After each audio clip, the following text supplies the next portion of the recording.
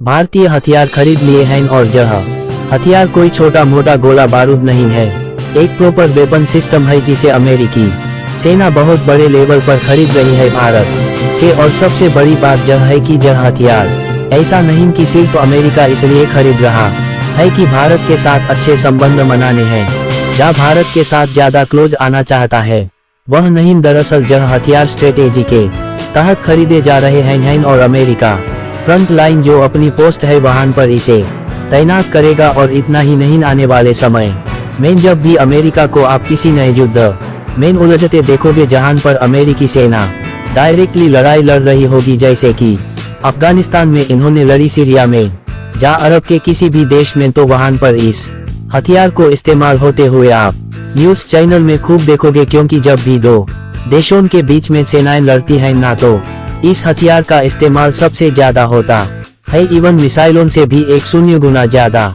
इस्तेमाल इसी हथियार का किया जाता है।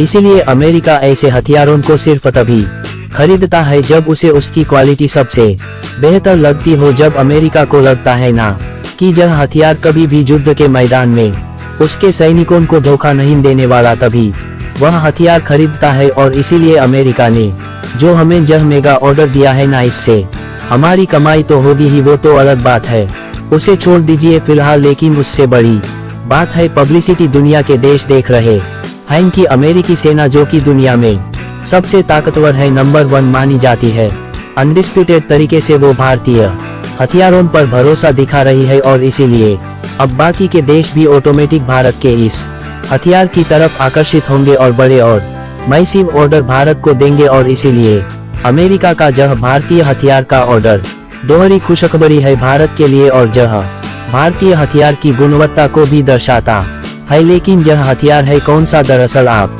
स्क्रीन पर देख सकते हैं, यह है भारतीय तोपें। जी हाँ, भारत की 2 अलग अलग बैरल की तोपें खरीदी हैं अमेरिका ने, जिसमें से पहली है 105 mm की, दूसरी है 155 mm कैलिबर की, और दोनों अल्ट्रालाइट गन सिस्टम है और दोनों बनाती हैं भारत की कल्याणी स्ट्रेटेजिक सिस्टम लिमिटेड, जिसे कि हम के SSL के नाम से भी जानते हैं। और स्क्रीन पर आप देख सकते हैं यह फोटो, जिसमें कंपनी और अमेरिकी प्रतिनिधि डॉक्यूमेंट साइन कर रहे हैं। और सबसे खास बात यह है कि इससे भारत की जो प्राइवेट कंपनियां हैं ना, उन्हें भी हौसला मिलेगा कि अगर आप अच्छी क्वालिटी के हथियार बनाते हैं तो न सिर्फ भारत बल्कि दुनिया के बड़े देश जैसे कि अमेरिका जो नंबर 1 फौज है, वो भी आपके हथियार खरीदेगी। और आप जानते ही हैं अमेरिकी सेना का बजट सालाना $1 ट्रिलियन का पहुंचने वाला है। भारत से करीबन 1-2 से लेकर 1-4 गुना बड़ा है अमेरिका का बजट।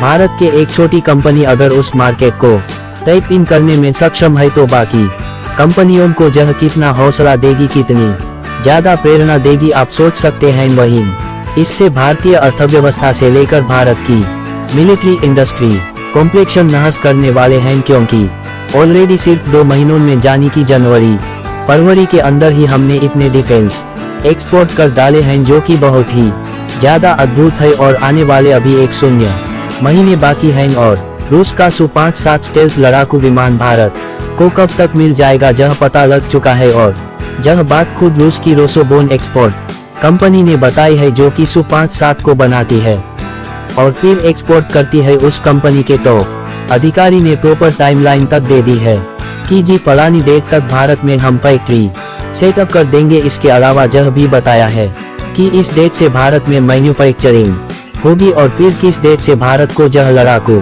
विमान हैंड ओवर किए जाएंगे, इस पर पूरी टाइमलाइन दे दी है रोसोबन एक्सपोर्ट ने।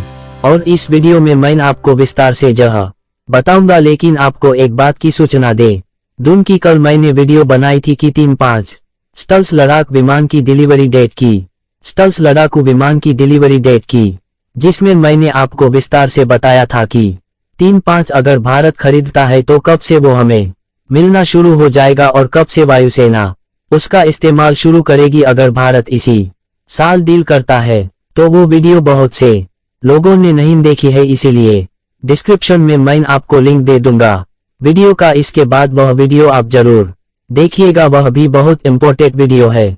लेकिन फिलहाल Su-57 स्टेल्थ की विस्तार से बात करते हैं तो दोस्तों, रोसोबोन एक्सपोर्ट ने बताया है कि इसी साल 100 से लेकर एक 3 फरवरी के बीच में जो एरो इंडिया 2025 हुआ उसमें हमारे Su-57 स्टेल्थ ने हिस्सेदारी करी, लेकिन इसके साथ साथ हमने उसका ऑफर भी भारत को दिया है ऑफिशियल, और हमारे ऑफर में हर एक चीज दे दी गई है भारत को। हम मैन्युफैक्चरिंग भी करेंगे भारत में, हम ट्रांसफर ऑफ टेक्नोलॉजी भी करेंगे भारत में, और इतना ही नहीं, एम का लड़ाक विमान बनाने में भारत की मदद भी करेंगे अगर भारत हमारा Su-57 खरीदता है तो। खैर अब रोसोबोन एक्सपोर्ट ने 2 हफ्ते के बाद इस पर अपडेट जल्द दिया है कि भारत अगर हमारा दिया गया ऑफर एक्सेप्ट कर लेता है और Su-57 को खरीदता है तो हम इसी साल, जी हां 2025 से ही भारत में जो Su-57 है उसकी प्रोडक्शन लाइन का काम शुरू कर देंगे। और आसान भाषा में समझाऊं तो Su-57 की जो फैक्ट्री है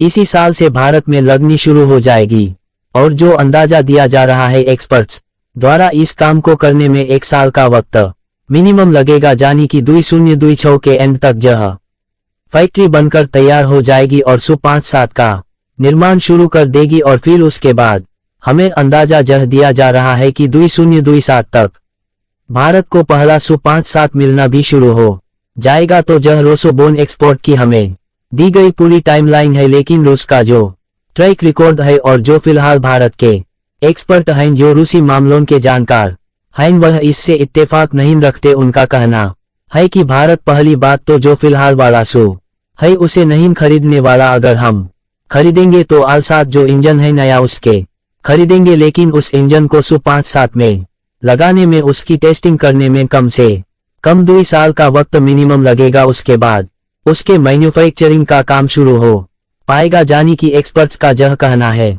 कि रूस किसी भी हालत में 2028 से पहले भारत को नए इंजन वाला Su-57 दे ही नहीं सकता। खुद रूसी सेना के पास यह नहीं है हान, अगर भारत जो वर्तमान वाला इंजन है उसके 757 खरीदता है तो यह टाइमलाइन फिट बैठेगी और भारत को तय समय अनुसार लड़ाकू विमान मिलने शुरू हो जाएंगे। लेकिन आपका सवाल होगा कि यार पुराने इंजन के साथ ही ले लो, नए इंजन के साथ फिर खरीद लेना, तो इसका जवाब है नहीं। Su-57 का जो नया इंजन है ना वही तो उसकी जान है, क्योंकि उसके बिना जो आज का Su-57 है ना वर्तमान में जो आपने बेंगलुरु में उड़ता हुआ देखा वह 100 स्टेल्थ है ही नहीं। जो नया इंजन है आयल सीरीज का, जब तक वो इसमें नहीं लगा आया जाता तब तक यह 100 स्टेल्थ नहीं कहलाएगा। इसीलिए अगर भारत खरीदेगा तो एक 100 स्टेल्थ लड़ाकू विमान खरीदेगा और बिना आयल सीरीज के इंजन के ऐसा संभव नहीं है। इसीलिए अगर Su-57 हम खरीदते हैं तो प्रैक्टिकली मानकर चलिए 2029 से हमारी वायुसेना उसे उड़ाना शुरू करेगी।